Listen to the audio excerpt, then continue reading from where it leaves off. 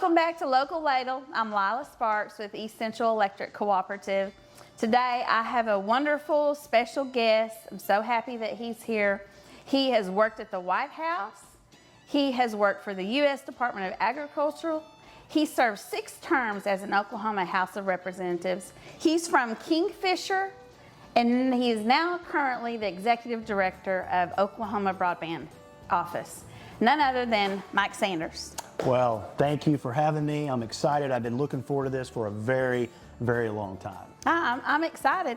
And he specifically requested chicken fried steak. That's so right. Why the chicken fried steak? Well, I'll tell you what, it's one of my favorite meals, to be quite honest. Every time that my team and I go out to do events, we always make sure that there is a place, a local cafe that has chicken fried steak. I don't care what they eat, but as long as they have chicken fried steak, I am all for it. It's just one of those things growing up. My mom used to cook a lot of it, and it was one of my favorite meals growing up, and I've carried it on through all these years. Yeah, that sounds great.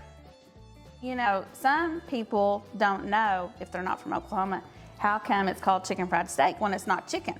But it's the way that you prepare it, it's the way you cook it, and we're gonna show you how to do that today. That's right. All that we have is some cube steak.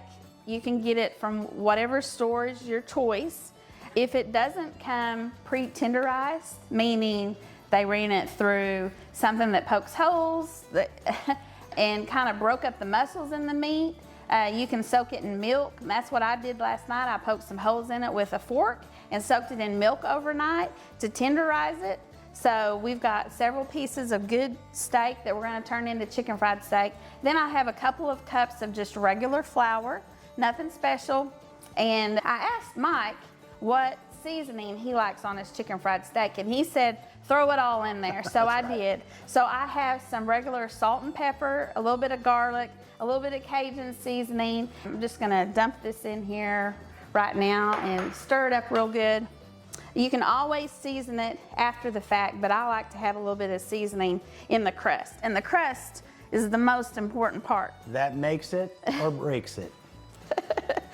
Well, so while I'm mixing this up, we do need to turn our electric skittle up a little bit, and I want to explain that. To cook chicken fried steak, I like cooking it in a cast iron skillet.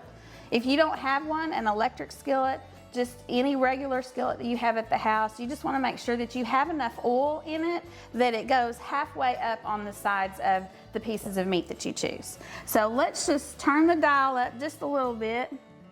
We'll get it warming up for us. All right. So tell me, how is the Oklahoma Broadband Office, what's it going to do for economic development in Oklahoma? Oh gosh, I don't think we have enough time in the show, to be honest, to answer that question. But you know what? The bottom line is it's absolutely going to change the way that people in Oklahoma live. It's going to change the way people work.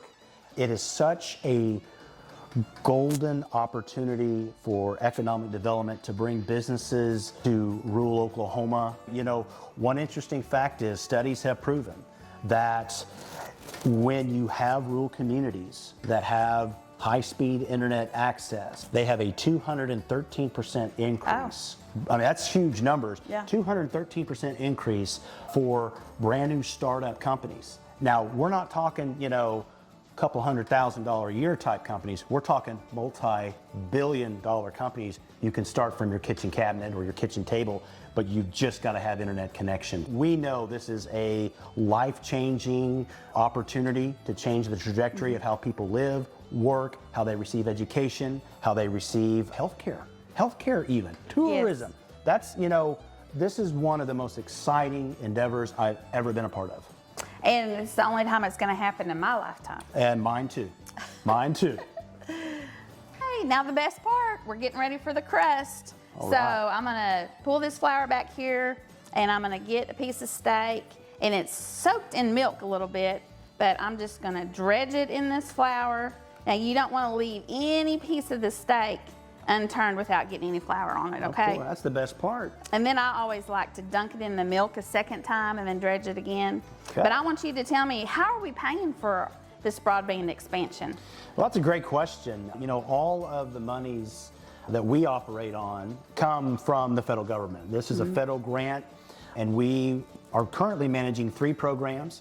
You know, it's kind of weird being a state agency and not really accepting or having any state funds. We're kind of a more or less a federal grants pass-through type of an office, but we're completely funded off the federal government and the federal taxpayer. Well, I know that during the pandemic, we were already taking fiber to all of our members. But when the pandemic hit, our board voted to move faster, get the project done. And then with the use of ARPA funds, we are able now to try to take fiber to places where we didn't serve before. That's right. So can you talk a little bit about some success stories that you've seen? Oh, gosh, absolutely. We've had so many over the last year. You know, in fact, one of the neatest things about this entire program is Oklahoma was only one of a few states that actually put their ARPA dollars towards broadband expansion, Yeah. which has meant the world to Northwest Oklahoma, Southeast Oklahoma, all of rural Oklahoma, because that means that we're able to stretch our tax dollars even further. One of the coolest things that we've experienced, we were out in Slick, America, the metropolis city of Slick. Wonderful place. It is a wonderful place, and you know, we were able to partner with great companies like ecoLINK to make sure that those nearly 2,000 people and their footprint are able to enjoy the same successes, are able to enjoy the same quality of life as if they were living in downtown Oklahoma City or downtown Tulsa. I've always felt that was something, regardless of your zip code, you shouldn't be punished because of that. Yeah. And this, companies that have the fourth vision and the fourth right to think like that, is ahead of everybody else. So we're very blessed and fortunate where we are, doing what we're doing, partnering with great companies, big, small, investor-owned, co-op owned. We're all in this together. Yeah, I agree. Okay, Mike, now it's your turn. Here's the moment of yep. truth. Moment of truth here. Well, so if somebody is watching us today, how can they look up and see when it's coming to their town? Well, I tell you, with technology, it is really simple. We have a website, broadband.ok.gov, and you will be able to see exactly the project that's going to be in your location. Oh, yeah. We have a dashboard, which is real time of all the projects that we're administering.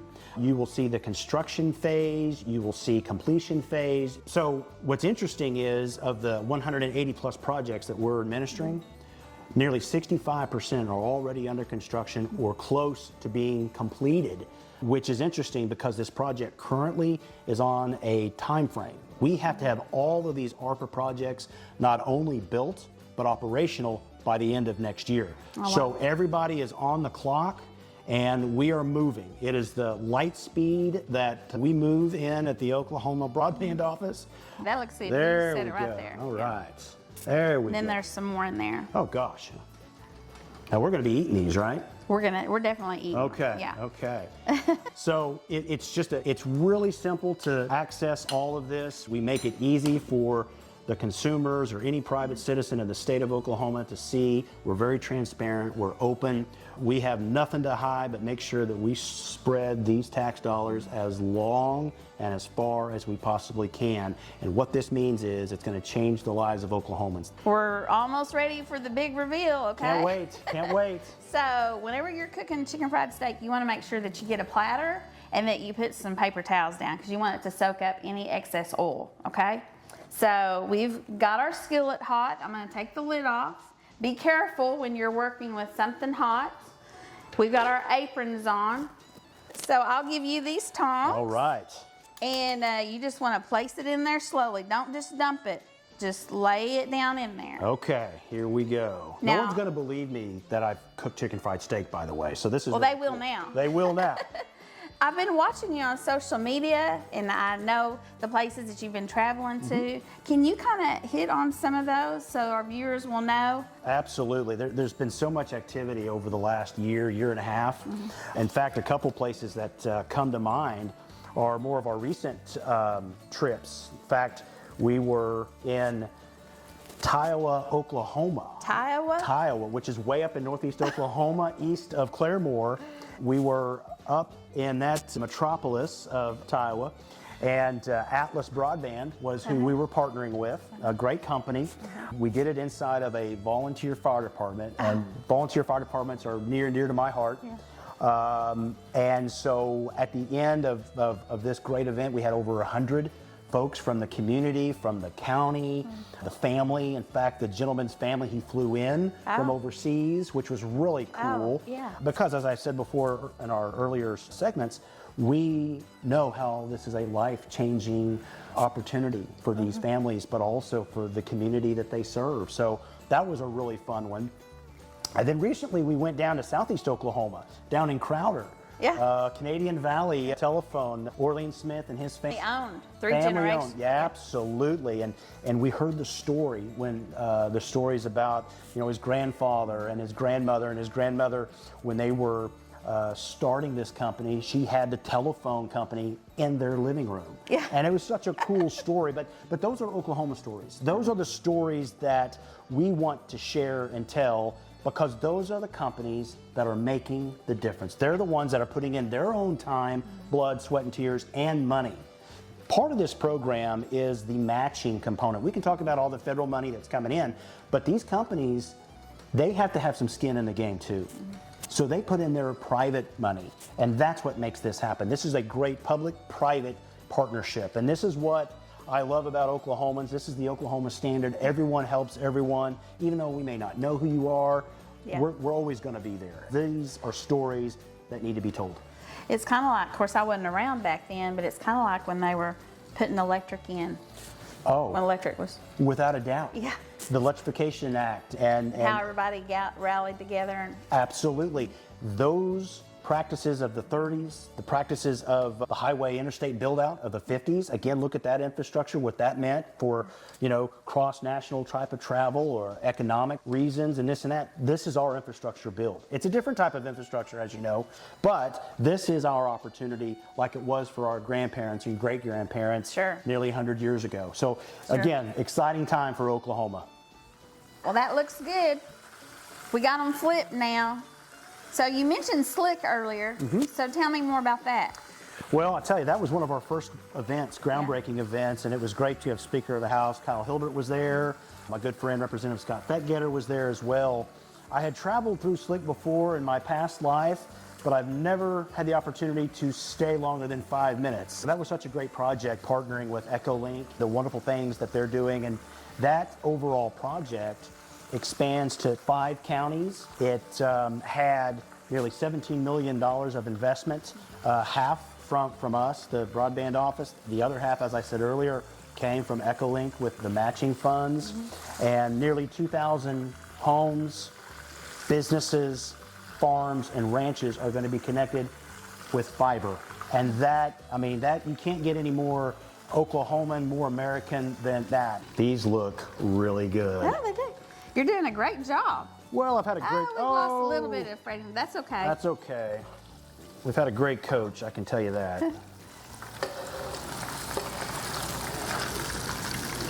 And see, every time that you cook it, you get a little bit better at it. Absolutely.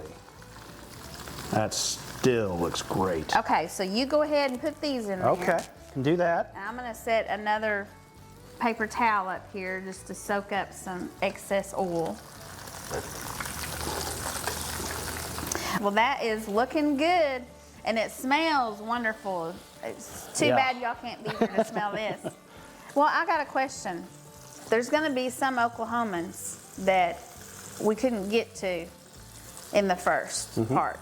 So how are you going to see to it that those Oklahomans get taken care of? Well, our goal is to make sure that our last program that we're administering, which is called BEAD, gets the remaining 5%.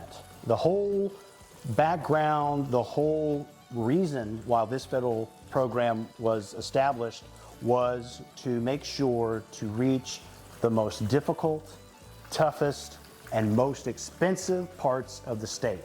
We've already reached the 95%. The legislature mandated us to reach 95% of connectivity. And once our first 3 programs that we're administering through ARPA are concluded at the end of next year, we will have reached that 95%, which is great for Oklahoma. But our final 5%, because my goal is to reach 100% connectivity. That is what we want. That's what Oklahoma deserves. We believe this final program that we will be administering, BEAD, will reach the toughest, most expensive parts of the state. We're going to start having shovels in the ground, hopefully by January, February, which is prime season of construction, right? So again, all of these programs will have to be built and operational either by 2026 or by 2028. There's going to be a lot of projects, a lot of shovels in the ground, economic development. There's going to be a lot of jobs that are going to be created because of this during the process, and then after the process is completed, more jobs are going to be created because people are going to be able to start their own business, or they're able to expand their current businesses, which means they're going to create more opportunities for jobs, which then creates people buying things, sales tax increases, income tax, all of that. So this is really, really exciting that we've done all this work thus far. So all of us are going to make this idea of connectivity and high-speed internet, which once was considered a luxury, we're going to make it a way of life. It's exciting, isn't it? It's very exciting. You get to leave this place a lot better than you found it. You know, my dad always said that. He always said that, you know what, you want to walk into a situation, walk into a job, or walk into a position and make it 10 times better than when you inherited it. Sure. And this is going to be one of those stories. This is going to be a legacy that people will talk about as we're talking about the electrification of the 30s, the interstate build out of the 50s. Our grandkids, your grandkids, mine someday are going to be talking about that as well. Okay, well, looks like you did it. I passed. And they look great. Thank And you. it smells good. I had a great coach. I just want to say that I'm so thankful that you came on the show today, and I had a good time cooking with you. I'm so blessed to be in Oklahoma and have somebody like you and your group that's changing the lives of all the Oklahomans. And this is such an impact on everybody and such an impact on economic development. Absolutely. Well, it's an honor to be with you today. This was really, really great. And not only that, we get to tell the Oklahoma Broadband story. We get to share with the fine folks watching us today, you know, just what this impact means for them. And the economic development piece, it's honestly the piece that I hit hard the most, because you can be anywhere in the world. You can have your own business. You can have all these opportunities, but it doesn't matter if you're not connected. And great companies like ecoLINK and the other partners that we're working with have really made it a difference and really have strived to put fiber and other sources of technology to use to make sure that everybody, not just those who live in urban areas, but areas of the state that have been left behind for too long, give them a piece of the pie. We're going to do it right. This is a once in a lifetime opportunity. Yeah. And we're going to do it right. Well, let's do this right, and let's get this chicken fried steak. If you want to Well, I was give me some I was and you raised get some. I was raised Thank you. right, ladies first. And boy, that's a big one, but I'm going to take it. And you can't eat chicken fried steak without having some mashed potatoes and gravy, and we got a biscuit on here. You can't get any more Oklahoman than this, okay? I love it. I love it. I Now, love it. everybody on the show, I have them take a bite, and you know, Okay. I have to tell you whether or not it's good. So. Well, we are at that point. Oh, and if you want some gravy, I got some gravy Well, here. I gotta jump in here because this is one of the greatest meals God ever invented. So I am gonna do that. There You're you not go. American if you don't like a little gravy on it, That's right? exactly right. Gravy on everything, right? All right, a little bit of gravy here, and let's.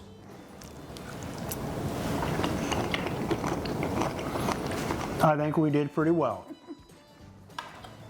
Well, Mike, the chicken fried steak is wonderful, and now more people are going to be able to watch this show All where over. they're at. Yeah. All over. Thank you for coming. You bet. Glad to be here. Thank Okay. you for inviting me.